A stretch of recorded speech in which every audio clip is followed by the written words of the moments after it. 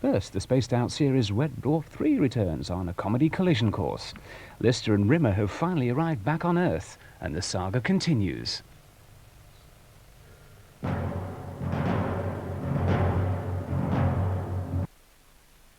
Terrestrials which are under threat, and at a superhuge radio telescope which can monitor changes in the universe.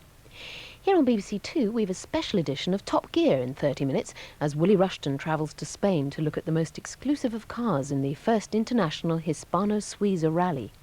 But first it's all systems go for takeoff aboard a spaceship 3 million light years away. Comedy with Red Dwarf III.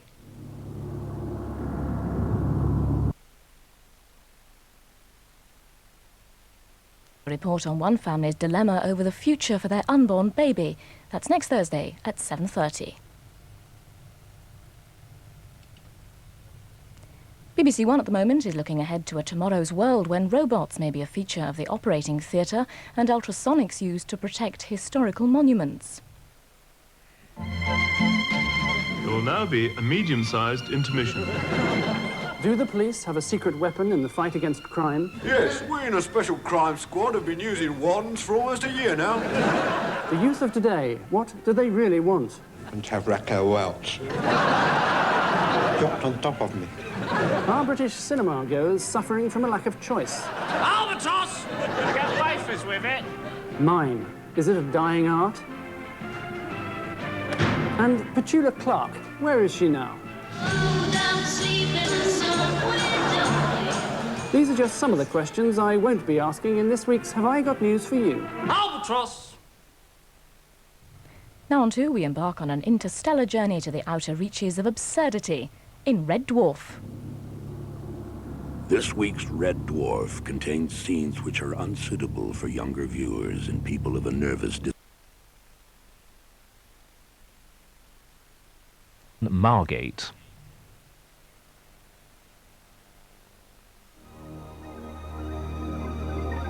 While you're here, your number will be GM0679. Okay? I've got a reputation for being odd, but he's very close to his mother in particular. He's prone in Big bad prison, a bit of a shock, is it?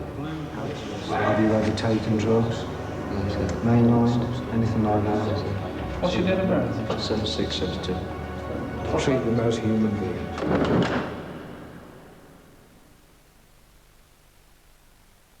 BBC One is exploring tomorrow's world, which includes an almost invisible satellite dish and a hot property from Hungary. Here on 2, we move into Top Gear in half an hour to assess the impact of the new luxury Toyota car and to report on the progress of Will Brown, winner of the Radio Times Rally Quest competition, as he prepares for the RAC Lombard Rally. First, quite out of this world, it's Red Dwarf III.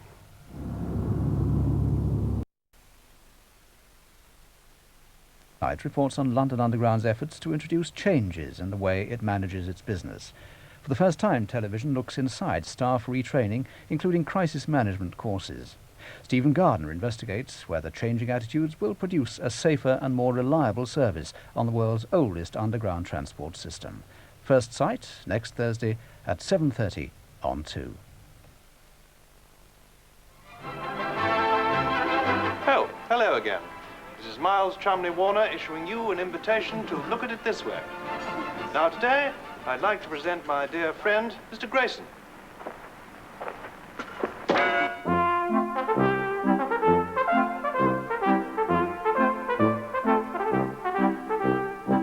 at him, look. He's had to pay twice. Look, he's taking up 2 seats. Quick, lean over or the bus will fall over. Time was people used to give their seats up, but old folk. No, I told you used the wrong kind of charcoal, didn't I, eh? It's too hot, isn't it? That's right. Go on, put a bit more on. Go on. Now, I do not think you wanted to do that.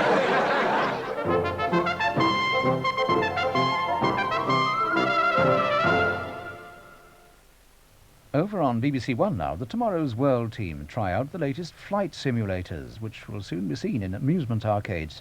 And there's also a report on Hong Kong's intelligent harbour, where the computer tagging of vessels, vehicles and cargo prevents traffic jams. Preventing accidents is the aim of research now being conducted to produce an intelligent car. Chris Goffey will be reporting on its progress in Top Gear on 2 in half an hour. First, an exotic form of transport which may or may not get its crew of offbeat characters to the intended destination, Red Dwarf. Slowing down some projects is not good news for any organisation, but equally we will be pressing ahead wherever we can with our customer training, and we will be making sure there is adequate provision in next year's budget to maintain the momentum. I think like any other company, we've got to operate within the financial constraints placed upon us, and obviously training courses are going to be cut back. I think it's a shame though, because London Underground has got millions of pounds of assets in stations, equipment, trains and staff. And to spend a few thousand on training the staff to operate those assets better and more efficiently must be good money well spent. If the overall aim is to change attitudes, then it's a start. If there is some element of I want to do some management training, then again it's a building block. But really, to me, it doesn't go far enough. And there was also, I felt very much a them and us impression. Top management go on one course, line management go on another course. And never the twain shall meet. And I would have liked to have seen a lot more overlap, especially if you're trying to promote a culture which is quality-driven, where ideally everybody works towards the same goal.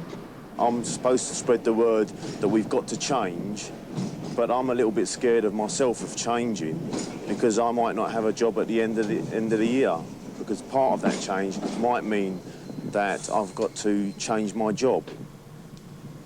Generally then, do you feel it has been of benefit to you going on that course? It's a benefit to me individually, but as a company, I think that everybody needs to go on the course to benefit, to get the teamwork.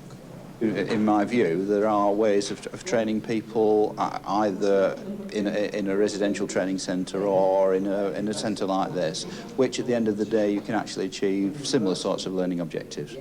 Quite obviously, over the last 10 years, the system's got worse and worse. I think it's like a car that no one's put oil in for 10 years. It'll run for so long, then suddenly it all starts falling apart. This last year, it's falling apart. I don't think outward bound courses in Wales are going to make any difference to that. Outbound courses, I can't see what good they do managers anyway. Waste of time, as far as I'm concerned. Just spend some money on putting some more stock on the lines. I think courses like that are probably good for the middle management. Makes people more aware of how to actually guide their staff, etc. So I think they shouldn't really cut back on that sort of thing. So if you touch the water, it's 30 seconds and withdraw the item. If you fall in, it will be a minute penalty, and you then have to retrieve the offending item or person back to the home bank. The Hills of Wales was such a successful programme that I think it's quite likely it will be considered for future use. Its sheer excitement and difference clearly brought a great deal out of those individuals. The image I have of the Underground, the dream almost I have of the Underground, is going to take a decade. It's going to take a long time to get all the capital investment in, to get the new lines built, to get all the impact on people, staff, training, development and so on. We're having some setbacks, but the test of a good management is, can it take setbacks and still keep its eye on a quality future? I believe this management will. It's all right, it's all right. Don't worry. Don't panic. Take it easy, don't worry about it. A Greek philosopher once said the only thing that's constant is change. And I believe that to be absolutely true. Once you embark upon a change programme, you can't stop it. It has a momentum all of its own. You only need 20% of an organisation to be empowered enough for change to move the rest of that critical mass. Because 60% will automatically go with them, 20% will drop off the end, and they're the ones that won't survive the change.